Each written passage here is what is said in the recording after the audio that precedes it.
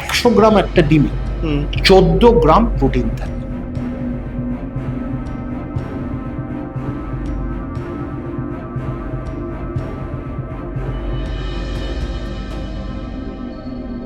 রাজমায় কতটা থাকে? এবার 100 গ্রাম রাজমায় 8.7 থেকে 9।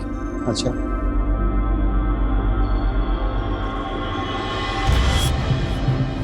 মিড ডে মিলে 100 গ্রাম রাজমা হজম করা সম্ভব নয়।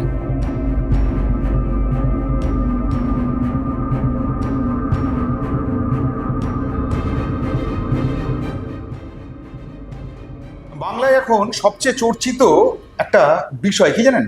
সেটা হচ্ছে যে ডিম আপনি কিভাবে ব্যবহার করবেন। মানে পালা বদলের পর ডিম থেরাপি দেখেছি, এবং আরেকটু এগোনোর পর দেখা যাচ্ছে ডিম নিয়ে একটা নতুন চর্চা শুরু হয়েছে। সেটা হচ্ছে মিড ডে মিলে ডিম থাকবে কি থাকবে না। শোনা যাচ্ছে পুরোপুরি নিরামিষের দিকে চলে যাচ্ছে, এবং এখানে ডিম ভার্সেস রাজমা একটা লড়াই শুরু হয়েছে। ইসকন নাকি রাজমার দিকে যাচ্ছে পুরোটা, যদিও তারা এখনো মেনু দেয়নি, কিন্তু যদি নিরামিষের দিকেই যায় এবং নিরামিষের দিকেই যাবে, যদি যায় তাহলে ডিমের অভাব কিভাবে বোধ করবে, এই নিয়ে একটা আলোচনা চলছে। আর এই আলোচনার জন্য, ডিম ভার্সেস রাজমা, এই আলোচনার জন্য আজকে সঙ্গে পেয়েছি চিকিৎসক অরিন্দম বিশ্বাসকে। অরিন্দম দা, বেঙ্গল পলিটিক্সে আপনাকে স্বাগত।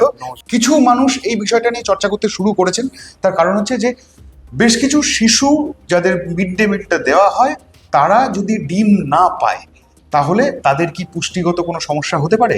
রাজমা ভার্সেস ডিম, রাজমা কি ডিমের পরিপূরক হতে পারে? এই প্রশ্নের আপনি একটু ভালো করে বুঝিয়ে দিন দর্শকদের। খুব ভালো প্রশ্ন করেছো, মানে খুবই বাস্তববাদী একটা বিষয়। মানে বাস্তবটা আমাদের বুঝতে হবে। ডিম মানে হচ্ছে একটা অ্যানিমাল প্রোটিন, সেখানে আমি সাপ্লাই করছি। প্লান্ট প্রোটিন আছে, অ্যানিমাল প্রোটিন আছে। এবার তফাৎটার মধ্যে একটা গুরুত্ব যেখানে আছে সেটা হচ্ছে অ্যামাইনো অ্যাসিড। একটা প্রোটিন কিভাবে তৈরি হয়, যেরকম একটা বাড়ি আমরা ইট দিয়ে তৈরি করি, গাঁথি, ওই এক একটা ইট ধরো একটা অ্যামাইনো অ্যাসিড। আচ্ছা, ঠিক আছে, এরকম একটা বাড়ি তৈরি হলো। আচ্ছা, এইবার অ্যামাইনো অ্যাসিড, অনেক অ্যামাইনো অ্যাসিড মিলে তৈরি হচ্ছে একটা ডিম, একটা অ্যানিমাল প্রোটিনও তৈরি হলো, প্লান্ট প্রোটিনও হচ্ছে। এইবার কিছু এসেনশিয়াল অ্যামাইনো অ্যাসিড মানুষকে লাগে, মানুষের লাগে সেটা বাঁচতে গেলে। এই এসেনশিয়াল 9টা যে অ্যামাইনো অ্যাসিড রয়েছে, এই জায়গাতে আমরা অ্যানিমাল প্রোটিন থেকে এটা পাই। এটা সবসময় ভেজিটেবল প্রোটিন কিন্তু সাপ্লাই করে না। আচ্ছা, এবার আরেকটা বিষয়, তুমি ভিটামিন B12, এই ভিটামিন B12 এর একমাত্র সূত্র হচ্ছে কিন্তু অ্যানিমাল প্রোটিন। আচ্ছা, এইবার তুমি বলতে পারো যে ভিটামিন B12 কি, অন্যরা এটা কি কাজে লাগি বা কি, মানে আমাদের শরীরে 100 বার। প্রোটিনটা কি করছে, আমাদের শরীরের একটা স্ট্রাকচার করছে, ঠিক আছে। কার্বোহাইড্রেট শরীরটার গঠন, ফ্যাট আমাদের এনার্জি দিচ্ছে, আর শারীরিক যে স্ট্রাকচার, একটা সেল তৈরি হলো, একটা সেলের ইনফরমেশন যেটা আছে সেইগুলো কিন্তু জিনস, এগুলো সবটাই কিন্তু প্রোটিনের উপর নির্ভর করে। আচ্ছা, তুমিও বায়োলজিতে ডিএনএ পড়েছো, তুমি আরএনএ পড়েছো, কেন প্রোটিন রয়েছে। তো ঘটনা চক্রে আমাদের শরীরে যদি আমাদের এসেনশিয়াল অ্যামাইনো অ্যাসিডস অথবা ভিটামিন B12 যদি কম থাকে, তাহলে শারীরিকভাবে যে তৈরি হওয়াটা সেটা কিন্তু হবে না। এবার ভিটামিন B12 এর অনেক কাজ আছে। কি কাজ? সেটা হচ্ছে একটা নার্ভকে ঠিকঠাক রাখা। একটা নার্ভের ওপর একটা শীথ আছে, সেটাকে বলে মায়ালিন শীথ। আচ্ছা, ঠিক আছে, যেটাকে তো দেখবে আমরা একটা কথা বলি গ্রে ম্যাটার, হোয়াইট ম্যাটার। এই হোয়াইট ম্যাটার মানে হচ্ছে মায়ালিন শীথ আছে। আচ্ছা, এই শীথটা কি করে? কন্ডাকশন। এই যে তোমার সাথে আমি যে কথা বলছি, তার মানে আমার কি কি কাজ করছি, তোমার কথাটা প্রথমে আমি বুঝছি, ফটাফট নার্ভ সেটা নিয়ে যাচ্ছে ব্রেনে, ব্রেন থেকে তোমাকে কি উত্তর দিতে হবে সেটা কিন্তু আমি বলছি। প্রত্যেকটা মুভমেন্ট, আমি কথার সাথে আমি হাতটা নাড়াচ্ছি, এটাও কিন্তু শরীর সেটাকে ঠিক করেছে, সেটাও নার্ভাস সিস্টেম। আচ্ছা, নার্ভাস সিস্টেম না কাজ করতে পারলে শরীর কিন্তু কাজ করবে না। এইবার যেটা হচ্ছে আমার সাথে এই যে কথাগুলো বলছি, এবার এই যে কন্ডাকশন, তাতে কি হচ্ছে, শরীরের নার্ভ সেলস গুলোকে আমরা বলি নিউরন। এবার নার্ভ গুলো বান্ডেলস গুলো, অনেকগুলো বান্ডেল মিলে একটা তৈরি হয়। এবার ছিটকে ছিটকে গিয়ে ইনফরমেশনটা, এই তাড়াতাড়ি ইনফরমেশনটা আমি বুঝতে পারছি কি করে? খুব স্লো হলে তো আমি বুঝতে পারবো না। মানে গতি ভীষণ লাইটনিং এর বেশি স্পিডে নার্ভের এই যে ইম্পালসটা যাচ্ছে, আচ্ছা। ইম্পালসটা গিয়ে আমি বুঝছি তোমার কাছে উত্তর দিচ্ছি। এগুলো ভিটামিন B12 এর কিন্তু একটা রোল আছে। আচ্ছা। দেখবে ভিটামিন B12 যদি শরীরে কম থাকে প্রচন্ড পা জ্বালা করবে, ঠিক মতো তুমি হাঁটতে পারবে না, পাটাতে ভীষণ মনে হবে রেস্টলেস, একটা মনে হচ্ছে পিঁপড়ে যাচ্ছে, মুখে সোর্স দেখবে, এগুলো হয়। যদিও থায়ামিন থাকলেও সেটা একটা বিষয়, মাঝে মাঝে পাইরিডক্সিনের দরকার বা রিবোফ্লাভিনের দরকার হয়, কিন্তু ভিটামিন B12-এও দেখবে টাঙে আলসার হচ্ছে। এইগুলো ভিটামিন B12 এর একটা বিরাট রোল আছে। আচ্ছা। তো ভিটামিন B12 যদি অ্যানিমাল প্রোটিন থেকে আমরা না পাই আমাদের এই সমস্যা হবে। আর ভিটামিন B12 না হলেই কিন্তু তুমি কিন্তু দেখবে একটা হিমোগ্লোবিনের কম, শরীরে হিমোগ্লোবিনের কম, এইগুলোই সমস্যা করে। সুতরাং অ্যানিমাল প্রোটিনটা দরকার। এই এগটা কেন বলছে, আজকে আমাদের পক্ষে মিড ডে মিলে রুই মাছ 4 মাস দেওয়া তো সম্ভব না, বা অন্য মাছ দেওয়া সম্ভব না। একটা গভর্নমেন্টের একটা খরচের ব্যাপার আছে। সেখানে আমি যদি ডিমটা সাপ্লাই করে দিই, সে প্রোটিনগুলোও পাচ্ছে, ভেজিটেবলসগুলো তারা খাচ্ছে, ডালটা রিপ্লেসমেন্ট হতে পারে না। ডালটা পুয়ার ম্যানস প্রোটিন বলে, তখন তুমি এসেনশিয়াল অ্যামাইনো অ্যাসিডস হচ্ছে সবটা পাবে না, তার সাথে ভিটামিন B12টাও পাচ্ছ না। এইবার যেটা প্রশ্ন হচ্ছে, এত সব জায়গায় ভারতবর্ষে কিন্তু 35% প্রোটিন এনার্জি ম্যালনিউট্রিশন, মাথায় রাখো এটা, যারা বাচ্চারা জন্মাচ্ছে। কিন্তু ছত্তিশগড়ের যে গ্রামে, সেটা তুমিও দেখতে যাচ্ছ না, আমিও দেখতে যাচ্ছি না, রিপোর্টও হচ্ছে না, যেখানে মাওবাদীর গল্প শুনবে, প্রোটিন এনার্জির ম্যালনিউট্রিশন শুনবে না। আজকে তুমি ইউপির একেবারে ভেতরকার কোনো আজমগঞ্জের ভেতরকার কোনো গ্রামে যাও, সমস্যা হচ্ছে। পশ্চিমবঙ্গে হচ্ছে না, নিশ্চয়ই হচ্ছে, আমরা সেটাকে সামনে আনছি না। এত রাজনীতি চলে আসছি, আমরা সেখানে পুষ্টিগত মান বা পুষ্টি নিয়ে যে একটা খবর তুমি করছো, এটা বিরাট করছো, এটা একটা মানুষের কাছে পৌঁছতে পারছে কথাগুলো, তো এই জায়গাগুলো আমরা আলোচনা করি না। 35% কিন্তু ম্যালনিউট্রিশন, এবং সেটা যদি 40% হয়ে যায় একটা জায়গায়, সেটাকে কিন্তু তখন রীতিমতো ফেমিন বলে বলতে পারো, দুর্ভিক্ষ হচ্ছে ওখানে। বুঝতে পেরেছি। এটা এই জিনিসটাকে আমরা চেপে যাচ্ছি।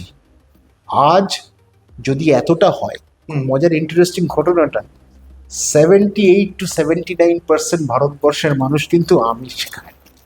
তোমাকে এটা পরিষ্কার বলে দিচ্ছি। একটা শ্রেণীর কোনো রাজ্যে দেখবে যারা একটু উচ্চ বর্ণের ব্রাহ্মণ, তারা খাচ্ছে না, তারা খালি নিরামিষ খাচ্ছে। আবার সেই রাজ্যেই দেখবে অন্যরা কিন্তু মাছ মাংস খাচ্ছে না। তো 79% লোক কি করে, আমাকে বলো, 78 to 79% লোক সারা ভারতবর্ষে আমিষ খাচ্ছে। সুতরাং ভারতবর্ষে আমিষাশী কিন্তু অনেক বেশি নিরামিষাশীর থেকে। খালি পশ্চিমবঙ্গকে কেন্দ্র করে আলোচনা, আমরা মাছটা বেশি খাই, কেরালা মেয়ে মাছটা বেশি খায়, কারণ 2500 বছর ধরে আমরা কিন্তু মাছ খাই। ওই মোরলা মাছের কথা উল্লেখ আছে। তো মাছটা আমরা কেন পাবো না?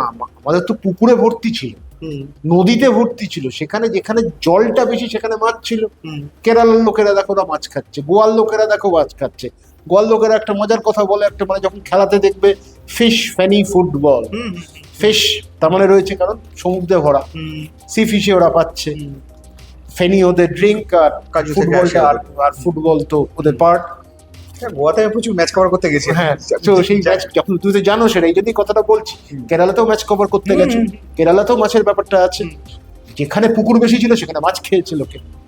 আর অনেক জিনিস বাইরে থেকে আমদানি হয়েছে নতুন, পর্তুগিজরা আলু এনেছিল পর্তুগিজ। মাছ খাওয়া আমাদের এটা জিনগত, জিনে আছে।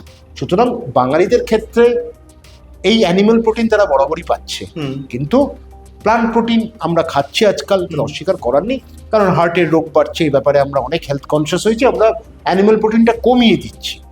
কিন্তু ছোট বয়স থেকে যদি আমি প্রোটিনটা এই যে, এবার তোমাকে যেটা হচ্ছে, এবার একটা হিসেবটা বলছি, 100 গ্রাম একটা ডিমে 14 গ্রাম প্রোটিন থাকে।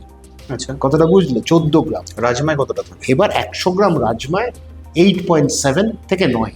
আচ্ছা, কিন্তু এই 100 গ্রাম রাজমা কি সবার তোমার পক্ষে খাওয়া সম্ভব? সম্ভব না।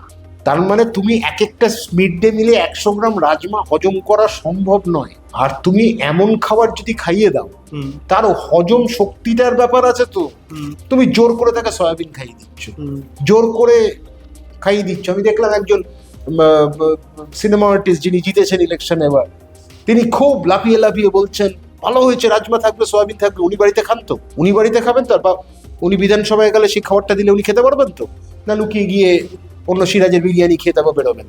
ঘটনাচক্র হচ্ছে যেটা বাস্তব সেটা তোমাকে মানতে হবে।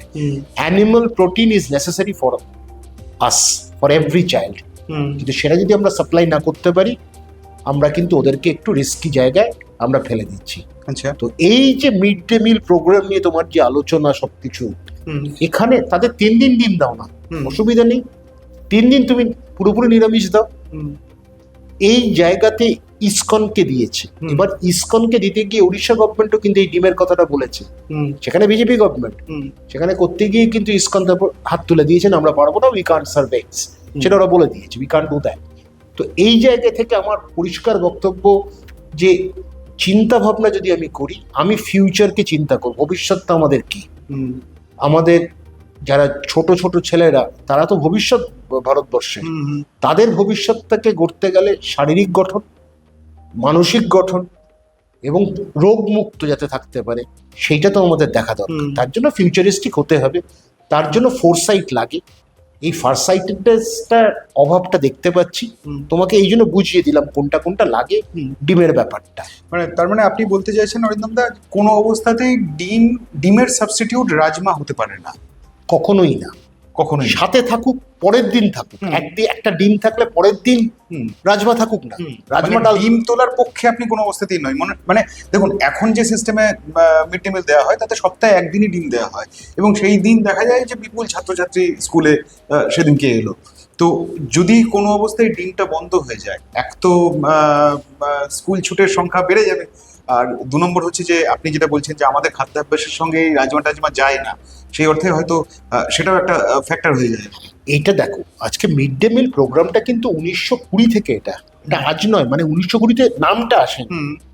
1920-তে যখন ব্রিটিশরা বুঝলো, থাকার পরে যে স্কুলে অ্যাট্রাক্ট করতে গেলে এত গরিব ছেলে, তাদেরকে যদি আমি খাওয়াটা না দিই, কারণ তারা ওই এক পিস রুটির জন্য আরেকটা কাজ, তাদের বাবা মা আরেকটা জায়গায় কাজ করতে দেবে, তখন তো প্র্যাকটিক্যালি আমরা স্লেভারি করছি ব্রিটিশদের আন্ডারে, we are slaves under the British. তো ঘটনাচক্রে তখন কিন্তু ব্রিটিশদের মধ্যে এডুকেশনটা তো দিয়ে গেছে, এটা তো একটা ঘটনা। ফ্রেঞ্চরাও কলোনাইজ করেছে, ডাচরা কলোনাইজ করেছে, স্প্যানিশরা কলোনাইজ করেছে, কিন্তু ব্রিটিশদের একটা গুণ ছিল, সেটা হচ্ছে যেখানে গেছে সেখানে এডুকেশনটা দিয়ে গেছে, ইম্প্যাক্ট রেখে গেছে। এটা বলে লাভ নেই, একমাত্র কলোনাইজার্স চুরিও করেছে, ডাকাতিও করেছে, আমাদের তৃণমূল যারা কাউন্সিলর তাদের থেকেও বেশি বেশি চোর তারা ছিল, কিন্তু একটা হচ্ছে দেশের জন্য রিজার্ভ রাখতে গেছে, আরেকটা হচ্ছে যেখানে গেছে একটা ইম্প্যাক্ট রেখে গেছে, কিছু ডেভেলপমেন্ট করে গেছে। এবার ব্রিটিশরা ওটা বুঝেছিল পড়া ওদের কাজে লাগাতে গেলে লোকাল পপুলেশনকে এডুকেটেড হতে হবে, স্কুলে আনতে হবে। 1920 সাল থেকে এই প্ল্যানটা ওরা করে যে উই শুড সার্ভ ফুড, এবং সেটা কি কলকাতা থেকে শুরু করেছিল? না, এটা 1920-তে একটা প্ল্যান হয়েছিল, এটা কলকাতাতে অবভিয়াসলি কলকাতাতেই শুরু করবে, কারণ Kolkata was the capital city, আর যেটা ভিক্টোরিয়া মেমোরিয়াল দেখছো সেটা এক সময় প্রেসিডেন্সি জেল ছিল, দ্যাট ওয়াজ শিফটেড লেটার। তো সুপ্রিম কোর্টও কলকাতায় ছিল। তো এই জায়গা থেকে আজকে মজার বিষয়টা হচ্ছে, তারপর 1950 স্বাধীনতা পাওয়ার পর 1950 বা 55 সালে কামরাজ, তিনি ছিলেন তামিলনাড়ুর চিফ মিনিস্টার। তামিলনাড়ুর চিফ মিনিস্টার যখন ছিলেন তখন উনি ফার্স্ট এটাকে কিন্তু প্ল্যানে আনলেন বাস্তব, কিন্তু নির্দিষ্ট জায়গায়। আচ্ছা, এবার ব্যাপারটা এরপরে তারপরের দিকে এটা 80 বা 70-এর ওইতে কেরালা আনলেন, সেটা কিন্তু একটু ওয়াইড স্প্রেড, অনেক জায়গায় অনেক স্কুলকে ঘিরে। তারপরে আস্তে আস্তে 95 সাল নরসিংহ রাও এসে এটাকে বললো রেশন দাও, এখন রেশন নিয়ে যাচ্ছে বাড়িতে, বাবা মা বেঁচে দিচ্ছে টাকার জন্য। তখন সুপ্রিম কোর্ট পরিষ্কার বলে দিল 2005-এর এটা হইতে যে না, cook meal should be served in schools, যদি দিতেই চাও। সেটা তখন বলা হলো যে 1/3 শরীরের যা প্রোটিনের দিনে লাগে, এই মিড ডে মিল যেন 1/3 of the protein intake per day, আচ্ছা, আর হাফ অফ দ্য ক্যালোরিজ। আচ্ছা, ঠিক আছে, ওই জন্য যেটা দেখা গেল ক্লাস 5 অবধি তুমি 12 গ্রাম প্রোটিন দাও দিনে, মিড ডে মিলে থাকবে, আর 200 ক্যালোরি যেন থাকে। এইটা 5 থেকে 8-এর মধ্যে তুমি 20 গ্রাম প্রোটিন দাও আর 500 ক্যালোরি দাও। আচ্ছা, এইটা হিসেব করে দেওয়া হলো, সেই ভাবনা থেকে ডিমটা ইনক্লুড হলো। ডিমটা ইনক্লুড হলো, তা নাহলে হচ্ছিল না। তোমাকে একটা ব্যালেন্স করতে হবে, তো ব্যালেন্স রাইটে করতে গেলে অ্যানিমাল প্রোটিন লাগবে, সেই থেকে এই ঘটনাটা। আচ্ছা অরিন্দমদা, এই যে ধরুন যদি এখন হঠাৎ করে নতুন যে মেনু নিয়ে আসা হচ্ছে, তাতে যদি ধরুন রাজমা একদিন, একদিন ছোলা, একদিন ডাল, একদিন খিচুড়ি, এই ফরমেশনে যদি ব্যাপারটাকে নিয়ে যাওয়া হয়, তাহলে কি আপনার মনে হয় কোথাও ভারসাম্য থাকবে, যে ভারসাম্যের কথা আপনি বলছেন? দেখো, একটা জিনিস, ডিম এমন একটা জিনিস না, প্রচন্ড টেস্টি, সেটা বাচ্চাদের খাওয়াতে পারবে তুমি। আবার দুধ নিয়ে সত্যি কথা, মানেকা গান্ধীর বইটা যদি তুমি হেডস অ্যান্ড টেলসটা পড়ো, দুধ দেওয়া মানে দুধ সব থেকে বড় ডিস্টেস্ট কিন্তু দুধের ওপর হয়। কারণ অনেকে ল্যাকটোজ ইনটলারেন্স থাকে, আমরা জোর করে বাবা মা খাওয়ায় দুধ খেতেই হবে, এগ মানে মিল্ক, কাউজ মিল্কেই। আমাদের বক্তব্য হচ্ছে, আমাদের এই জোর করে খাওয়াতে গিয়ে আমরা ভুল কনসেপ্ট আনছি। প্রথম কথা, একটা গরুকে কষ্ট দিচ্ছি বারবার এই দুধ দেওয়ার ওই নিয়ে। তারপর হচ্ছে, গরু নিয়ে অনেক ইতিহাস বলা যায়, কিন্তু আমার বক্তব্য হচ্ছে এই যে ডিমটা এমন জিনিস, একটা বাচ্চাকে অ্যাট্রাক্ট করা যায়, সেটা কিন্তু সে খেতে খেতে আস্তে আস্তে সে অভ্যেসে সে মানে একটা অভ্যেস গড়ে তুলবে। আর ডিমে কিন্তু আমি কোনো কাউকে কিছু নষ্ট করছি না, ওটা ভুল কথা। ডিমটাকে যখন তা দেওয়া হয় তখন থেকে সেটার বাচ্চা আসে।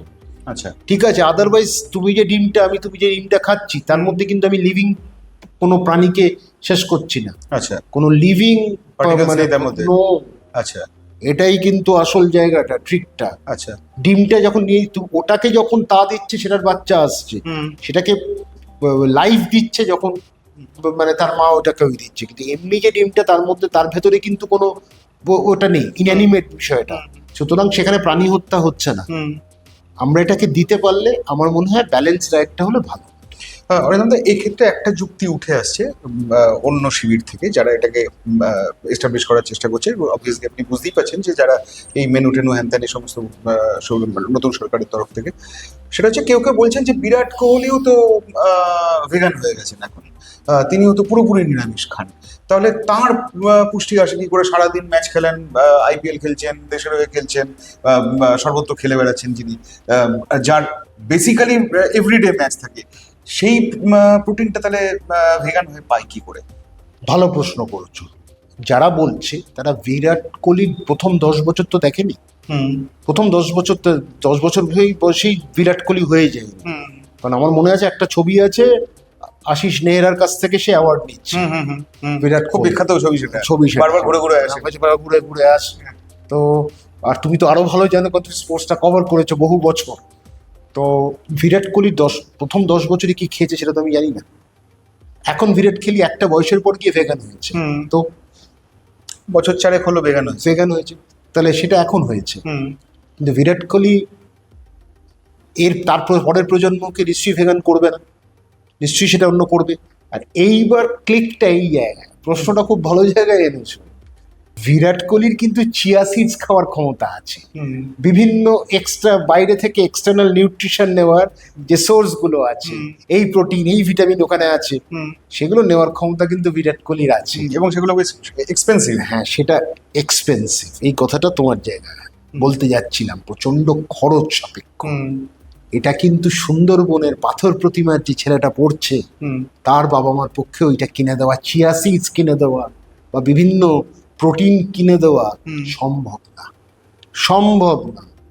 ওই জন্য আমি যখন ডাক্তার হিসেবে, যখন পেশেন্ট আমার কাছে ডায়েটটা শুনতে চায়, সে যদি হেলদি থাকে, সে যদি নিরামিষ না হয়, তাকে আমি পরিষ্কার বলছি, আপনার কোনো এক্সটার্নাল কিচ্ছু দরকার নেই, আপনি আপনার ব্যালেন্স ডায়েটটা খেয়ে যান, আমিষ নিরামিষ মিলে। কিন্তু সে যে, তুমি তো আনকনসিয়াস নও, আনকনসিয়াস পেশেন্টকে আমরা দিতে পারি বিভিন্ন আউটসাইড ফুড, কেন আননেসেসারি এত পয়সা খরচ করে দেবো?